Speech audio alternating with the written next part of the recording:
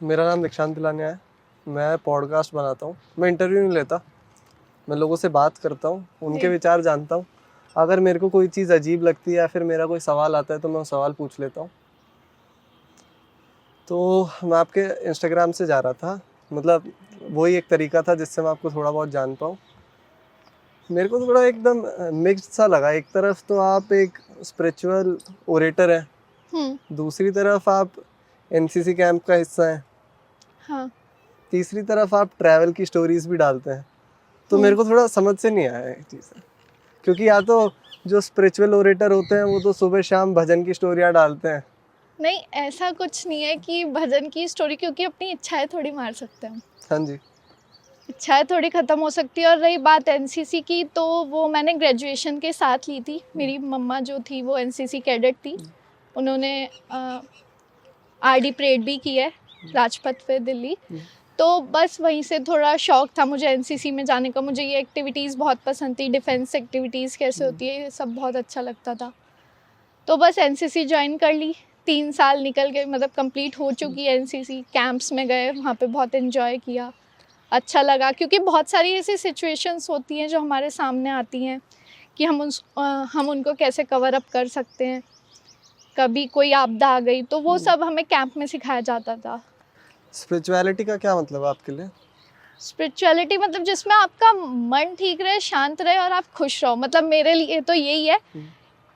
कोई गलत काम करने से पहले आप 100 बार तो सोचो, मतलब एटलीस्ट। बट अगर मान लो मेरे को क्लबिंग करके मेरा मन खुश रहता है तो क्या मैं स्पिरिचुअल हूँ?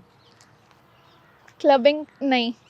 क्यों नहीं? हम ऐसा नहीं कह सकते, अगर मेरा क्योंकि मन खुश है तो मैं स्पिरिचुअल हुआ। स्पिरिचुअलिटी के अंदर बहुत सारी चीज़ें आ जाती हैं ना। फॉर एग्जाम्पल लाइक हमें बहुत सारी चीज़ें सोच करके चलनी होती है। स्पिरिचुअलिटी लाइक आप खाना खाते हैं, तो जैसे हमारे हॉस्टल में हम मेस का खाना खाते हैं। हमें मेस का खाना बिल्कुल पसंद नहीं है, बट हम उसको खा रहे हैं। क्यों खा रहे हैं? मतलब हमें तो बर्गर, पिज़्ज़ा, चाउमीन ये सब पसंद है और उसको खा के हमें अच्छा लगता है। बट एक टाइम के बाद वो चीज़ें हमें नुकसान देती हैं।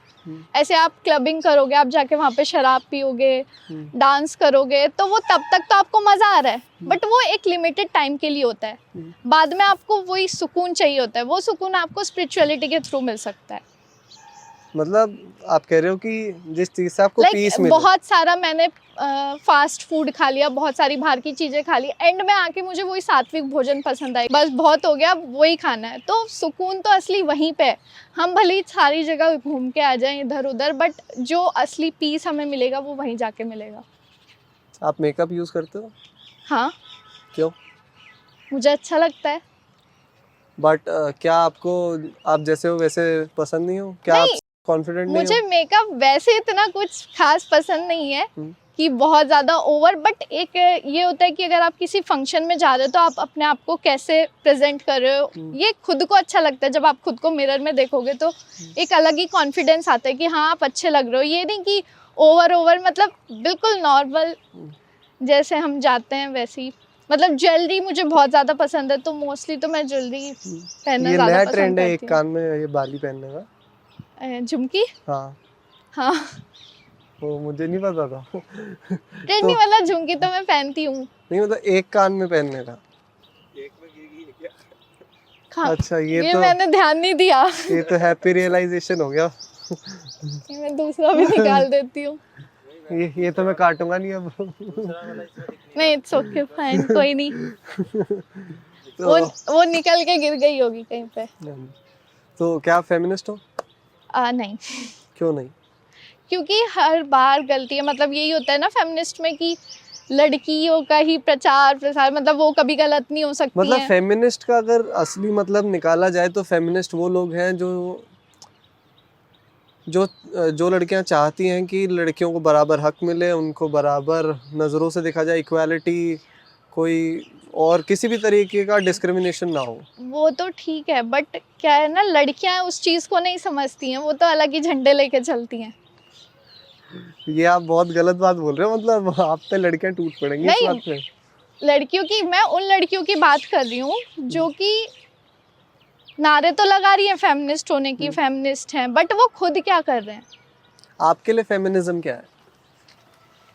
देखो, मेरे लिए तो ये है कि आप जो भी चीज़ आपको करना चाहते हो, आप पहले अपने उसकी रूट तक जाओ कि आपको करना क्या है और क्यों करना है। आप ये नारे क्यों लगा रहे हो, मतलब क्यों चाहते हो आप कि हमें हक मिले, बट करना आपको वही है कि लड़ाई करनी है, जॉब करनी है, ये करना है, वो करना है, तो ये आपको जॉब चीज़ें नहीं गलत करनी? है। नहीं, मुझे जॉब नहीं करनी है, बट मुझे अगर अपना खुद का कुछ करना है, जो मेरा पर्सपेक्टिव है खुद का। बट बहुत सारे लड़कियां होती हैं जो ये कहती है कि हमें जॉब नहीं मिलती है, बट बहुत जैसे हम जॉब करने गए और कोई इंटरव्यू हुआ तो लड़कियों को ये कहा जाता है कि तुम ये करो, वो करो, तुम्हारी जॉब लग जाएगी। तो वो सिचुएशंस कई बार सही भी होती है और कई बार गलत भी होती है। तो मोस्टली जो प्रेजेंट करते, जो रोड पे आके, जिनके अंदर इतनी हिम्मत है कि वो बाहर आके बोल सकती हैं कि मेरे साथ ऐसा हुआ, मेरे साथ वैसा हुआ, तो वो उस प्रेजेंट टाइम में वहाँ पे नहीं कर सकती हैं। सही बात है। इनकार करके आ जाओ, मतलब इतनी तो सेल्फ रिस्पेक्ट होनी चाहिए ना कि तुम सामने वाले की सुन के आ गए और फिर आके मीडिया के सामने बोल रहे हो कि मेरे साथ ये हुआ, वो हुआ। मतलब कहीं ना कहीं आपने खुद के साथ गलत होने दिया। हाँ, तभी तो वो चीज़ें आगे बढ़ी ना। उस चीज़ों को वहीं स्टॉप कर दो, वहीं बोल दो कि हाँ नहीं चाहिए मुझे तुम्हारे जैसी जॉब, हम क्यों करें। उस चीज़ के लिए उठाओ ना आवाज़, गलत चीज़ों के लिए क्यों उठा अभी रहे हो? आप अपना फ्यूचर कैसे देख रहे हो? फ्यूचर मेरा तो आपके कितने फॉलोअर्स हैं अभी? 1 लाख समथिंग है। मेरे से 100 गुना ज्यादा। हाँ। ठीक है, अभी फ्यूचर क्या देख रहे हो आप? फ्यूचर तो अभी मेरा तो मेन ये है कि मुझे एक गुरुकुल खोलना है। ठीक है, क्या होगा उस गुरुकुल में? उस गुरुकुल में जो अभी मैं काम कर रही हूँ वो यही है कि मैं रामायण हुई, महाभारत हुई और सत्यार्थ प्रकाश हुई, बहुत सारी ऐसी किताबें जिनमें बहुत सारी अच्छी अच्छी बातें छिपी हैं, मतलब छिपी बहुत सारी ऐसी चीज़ें हैं। तो उन स्टोरीज़ से लोगों का जीवन कैसे बदल सकता है। लाइक हमारे घर में जो हमारी दादी नानी है वो बहुत सारी किताबें पढ़ती हैं, बुक्स पढ़ती हैं, और वो जब पूजा पाठ करती हैं तो वो उसको बस फल के लिए पढ़ते हैं कि फल मिल जाए, भगवान फल देगा, आज ये वाली कथा पढ़ लेते हैं, वो वाली कथा पढ़ लेते हैं, रामायण पढ़ लेते हैं, ये पुराण पढ़ लेते हैं। बट मेन मोटिव क्या है, मतलब उसकी स्टोरी क्या है, अगर उनसे पूछ लो कि इससे हमें जीवन की क्या सीख मिलती है तो वो नहीं बता पाएंगे। ऐसा मतलब मोस्टली होता है। तो वो चीज़ हमें सिखानी है कि इनसे हमें क्या प्रेरणा मिल सकती है और हम इसे जीवन में कैसे उतार सकते हैं। तो श्री राम के बारे में, भगवान श्री कृष्ण के बारे में, स्वामी दयानंद के बारे में, श्रद्धानंद के बारे में तो लोग जानेंगे ही जब हम उनको बताएंगे, बट उनसे कैसे प्रेरित होंगे वो भी हमें उन्हें बताना है। आप कैसे मोटिवेट हुए इन सब चीज़ों के बारे में बात करने के लिए, इस पे कंटेंट बनाने के लिए? मोटिवेशन तो कुछ ऐसा है कि मैंने पहले जो पहली वीडियो बनाई, पहले मैं ऐसी नॉर्मल वीडियो बनाती थी, मेरा कोई ऐसा बैकग्राउंड भी नहीं था स्पिरिचुअल। मैं सीबीएसई स्कूल से पढ़ी हूँ, ना कोई मेरी हिंदी बिल्कुल अच्छी नहीं थी, क्योंकि सीबीएसई वाले बच्चों की ना तो हिंदी अच्छी होती है ना इंग्लिश, वो बीच में अटके रह जाते हैं। तो हिंदी का तो ऐसा था कि मुझे हिंदी के पेपर से डर लगता था। लिखनी नहीं आती थी? हाँ, हिंदी मेरी बहुत, मतलब स्पेलिंग मिस्टेक। छोटी ई की मात्रा आगे से आती है पीछे से आती है? छोटी ई की मात्रा तो आगे से आती है ऑब्वियसली। तो मुझे हिंदी लिखनी भी नहीं आती थी, मतलब बहुत प्रॉब्लम होती थी, स्पेलिंग मिस्टेक होती थी। तो हिंदी के पेपर से पहले, मतलब 10th तक मेरे पास हिंदी थी क्योंकि वो कंपलसरी थी। तो हिंदी के पेपर में मेरी मम्मी मेरे को पूरी रात पढ़ाती थी, मतलब लिखवा के देखती थी कि मैं स्पेलिंग मिस्टेक ना कर दूँ। तो हिंदी का पेपर एक ऐसा पेपर था जिससे मुझे डर लगता था, और पेपर से मुझे इतना डर वगैरह नहीं लगता था, हिंदी और मैथ से जो सबसे ज़्यादा था। तो बोलने में भी बहुत मिस्टेक करती थी, जैसे पर्यावरण होता है उसको मैं पर्यावरण बोलती थी। अच्छा। तो मेरी हिंदी तो बहुत ही ज़्यादा ख़राब थी। फिर यूनिवर्सिटी आने के बाद कुछ हिंदी किताबें मैंने पढ़नी स्टार्ट करी, तो थोड़ा थोड़ा इम्प्रूवमेंट हुआ। जैसे अब भी वीडियोस बनाती हूँ तो मोस्टली मेरा हिंदी में ही पूरा प्योर हिंदी बोलने की पूरी कोशिश करती हूँ। तो वो मैं अपने आप को टास्क देती हूँ कि हाँ मैं कर सकती हूँ, बोल सकती हूँ। तो मेरा यही है, पहले ऐसा कोई बैकग्राउंड नहीं था, पहले अपना खेलना कूद। मैं आपको एक बार इंटरप्ट करना चाहूँगा। ये एक इंग्लिश मीडियम स्कूल से पढ़ के मास मीडिया जैसा कोर्स करने लोग दिल्ली जाते हैं, मुंबई जाते हैं, जर्नलिज्म की इंडस्ट्री वहीं पे है ज़्यादा। आप हरिद्वार क्या करने आ गए? यहाँ पे सुकून बहुत है। ये आने से पहले थोड़ी पता थी ये बात? नहीं, एक्चुअली क्या हुआ था कि बहुत सारी यूनिवर्सिटीज़ के मैंने फॉर्म फिल किए थे, दिल्ली के भी किए थे, देहरादून के भी, और यहाँ पे मेरे पापा की बहुत इच्छा थी कि देव संस्कृति विश्वविद्यालय ऐसा है और वहाँ पे इस तरीके से एक्टिविटीज़ होती हैं।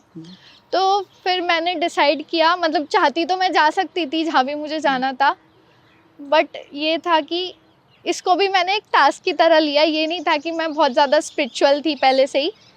मुझे बताया गया यहाँ पे सुबह यज्ञ होता है, फिर योगा होता है, 4 बजे उठना होता है, सात्विक भोजन खाना होता है। तो मुझे ये चीज़ें एक्सप्लोर करने में मज़ा आता था कि हाँ मुझे करना है। वहाँ तो मैं कभी भी चली जाऊँगी, आगे भी जा सकती हूँ, बट ये करना है। तो बस आ गई। फिर आने के बाद क्या हुआ, यहाँ पे हमें नवरात्रे आए, क्योंकि हम 1 साल तो हमारा कोविड में निकल चुका था कम्प्लीटली, 2 साल बचे थे हमारे। तो फिर हम आए। फिर जब जैसे ही नवरात्रे शुरू हुए तो मौन साधना होती है हमारे यहाँ पे यूनिवर्सिटी में, मौन साधना, जिसमें आपको पूरा दिन सुबह के 5 बजे से शाम के 5 बजे तक एक कमरे में मौन रहना होता है और मंत्र लेखन करना होता है और माला जाप करनी होती है। तो वो भी मैंने ऐसे मज़े मज़े में कि करके देखते हैं ये मौन साधना क्या होती है, मौन रह के कैसा लगता है। तो अपने ख्याल अपने तक रखना है। हाँ ठीक है। जैसे ये हुआ ना कि हमारा मौन चल रहा है, हम किसी से ऐसे इशारों में बात कर ले, हमें वो भी नहीं करना है। बस पूरा दिन एक कमरे में रहना है, मंत्र लेखन करना है, और शाम के 5 बजे ही हम उससे निकल सकते हैं। ठीक है। तो जब शाम के 5 बजे हम वहाँ से निकले तो एक अलग ही एनर्जी थी। कहते हैं ना कि कुछ देर आप शांत रहो और एकदम से बोलो, क्योंकि सबसे ज़्यादा एनर्जी हमारी बोलने में ही खर्च होती है। तो वो एनर्जी अलग थी, वो मतलब बहुत अच्छा फील हो रहा था। तो वो चीज़ बहुत अच्छी थी। तो मौन साधना से पहले जब फॉर्म फिल किया जा रहा था कि जिसको मौन साधना करनी है वो फॉर्म फिल करे, तो उसमें लिखा हुआ था जिसने दीक्षा ली हुई है वो हाँ करे। तो मुझे ये भी नहीं पता था कि दीक्षा क्या होती है, कैसे लेते हैं। तो अब बता सकते हैं आप क्या होती है दीक्षा? हाँ मैं बता रही हूँ, उसी पॉइंट पे आ रही हूँ। तो फिर क्या हुआ, मतलब मेरे अंदर ये भी इच्छा हुई कि मैं जानूँ भाई ये दीक्षा क्या होती है और इसमें क्यों लिख रहा है फॉर्म में कि ली हुई है या नहीं ली हुई है। तो एक मैम है हमारे यहाँ पे, तो मैं उनके पास गई। मैंने मैम से कहा कि मैम ये दीक्षा क्या होता है, मुझे लेनी है। मुझे पता भी नहीं क्या होता है, बस मैंने कह दिया मुझे भी लेनी है। मैम ने कहा पक्का आपको लेनी है? मैंने कहा हाँ लेनी है। मैंने कहा मैम ने मुझे थोड़ा थोड़ा बता दिया कि उसमें क्या होता है कि आपको मंत्र की दीक्षा मिलती है कि आपको 3 माला डेली करनी है गायत्री मंत्र की। तो मैंने कहा हाँ ठीक है, इतना तो हो ही जाएगा। फिर क्या हुआ, अगले दिन सुबह 4-5 बजे मैं गई, मैम ने मुझे दीक्षा दी, मतलब पूरा पूजा वगैरह हुई। फिर उसके बाद मुझे दीक्षा हुई। फिर मैं थोड़ा डर गई कि मैंने कुछ गलत तो नहीं कर दिया, मुझे कोई पाप वाप तो नहीं चढ़ जाएगा। ठीक है। कि ये दीक्षा लेके अगर मैं टाइम से नहीं कर पाई, फिर क्या सुबह माला शाम को माला यही करना था। तो मैं ऐसे थी, थोड़ा ऐसे हो गई कि हाँ ये करनी है, और वो टेंशन में हाँ हो रहा है तो ऐसे होगी। बट फिर बाद में देखा कि और भी बच्चों ने ली हुई है जो पहले से ही वहाँ पे रह रहे हैं, और फिर वार्डन वगैरह से बात हुई। तो वो एक नॉर्मल चीज़ थी जिसको मैंने मतलब बहुत टेंशन में ले लिया। बट वो चीज़ भी मैंने मज़े मज़े में की थी, बट उससे मेरे अंदर बहुत सारे चेंजेस आ गए। ठीक है। मुझे डांस करने का बहुत शौक है, मैं हिप हॉप करती हूँ और भी बहुत सारे डांस फॉर्म्स करती हूँ। तो वो भी मेरा पहले से ही था कि मुझे डांस वगैरह करना बहुत पसंद है। मैंने मॉडलिंग भी की है 1-2 बार। तो आप ये मल्टीपल पर्सनालिटी कैसे हैंडल कर रहे हो? अभी मेरी ऐसी कोई मल्टीपल पर्सनालिटी नहीं है, मैं कोई मॉडलिंग नहीं कर रही हूँ ना कुछ कर रही हूँ, बट वो पहले वाला था। क्यों नहीं करनी है मॉडलिंग? मेरा वैसे भी कोई शौक, बस एक शौक की तरह था, कोई मेरे को उसको ट्राई करनी थी आपको। हाँ बस। ठीक है। ऑफर्स आए 1-2 बार तो वो ट्राई किया, बट उसके बाद नहीं। एक लाइफ का बहुत बड़ा हिस्सा होता है पैसा कमाना, जिसके लिए आदमी पूरा जीवन लगा देता है। आपने अभी आप सूर्यचल इस पे बात करते हो, आप आगे गुरुकुल खोलना चाहते हो, इसके बीच में कहीं पैसा फिट नहीं हो रहा? पैसा कमाने का मेरा वैसे तो कोई है नहीं, बट तो आप एक पैसे वाले आदमी से शादी करना चाहती हो? नहीं, ऐसा कुछ नहीं। ऐसे फिर गुरुकुल कैसे चलाओगे आप बिना पैसे के? उसके लिए करेंगे। कैसे कमाएंगे? अभी मेरा तो पढ़ाई चल रही है, आगे जो अपना काम शुरू करने वाली हूँ उससे भी। क्या काम करना चाहते हो? मेन तो मम्मा का बिजनेस है और घर का स्कूल है, तो उसको आगे बढ़ाने का अब सोचा बताओ है। ना कि पैसे हैं पहले से। ऐसा नहीं। ठीक है। अभी आप एक क्लोजिंग नोट पे मेरे को रामायण का कोई ऐसा पाठ बताओ जो मेरे जीवन में हमेशा मेरे साथ रहे। रामायण से तो बहुत सारी हमें सीख मिलती है, बट एक हम देखें कि जब श्री राम जी जो थे, हाँ जी। जब रावण का अंत हो गया, जब रावण मर गए, मतलब रावण की डेथ हो गई, तो उसके बाद वो एक पत्थर पे वहीं पे बैठे हुए थे। वो बड़े परेशान थे कि इतना खून बह गया, इतने सारे लोग मर गए, क्यों हुआ, ऐसा नहीं होना चाहिए था। तो फिर जो रावण की बीवी थी मंदोदरी जी, उनको पता चलता है कि ऐसे ऐसे मेरे पति की मृत्यु हो गई है, तो वो बहुत चिंता में थी। बट उसको जानना था कि इतने ज्ञानी इंसान को किसने मारा, जिसको कोई मार नहीं सकता था, जो इतना बलवान था। तो जब मंदोदरी ने कहा कि मुझे उनसे मिलना है, तो वो राम जी के पास गई। तो राम जी जैसे पत्थर पे बैठे हुए थे, तो पीछे से मंदोदरी माँ आई। तो जैसे ही राम जी के पास परछाई पड़ी कि पीछे से कोई औरत आ रही, मतलब अलग ही पता चल जाता है, तो वो एकदम खड़े हुए और मुड़ के हाथ जोड़े कि प्रणाम माता, आप कौन है? तो उन्होंने कहा कि मैं उस रावण की बीवी हूँ जिसे तुमने मारा है। ठीक है। तो राम जी मंदोदरी जी से कहते हैं कि माता मुझे माफ़ कर दो, मैं ऐसा नहीं चाहता था कि इतना रक्तपात हो, पर उसने अनीति की थी, इसलिए मुझे उसे मारना पड़ा। तो राम जी के अंदर कोई अहंकार नहीं था कि मैंने उसका वध कर दिया, उसे ख़त्म कर दिया, उसका नाश कर दिया, और जो मुझे चाहिए था वो मुझे मिल गया, मेरी सीता मुझे वापस मिल गई, ये हो गया। बट उन्हें एक एग्जाम्पल सेटअप करना था आगे आने वाले लोगों के लिए कि हाँ, हम कैसे ठीक रख सकते हैं, मतलब अहंकारी नहीं हो सकते। उन्होंने उनसे माफ़ी मांगी, क्योंकि उनकी तो कोई गलती नहीं थी।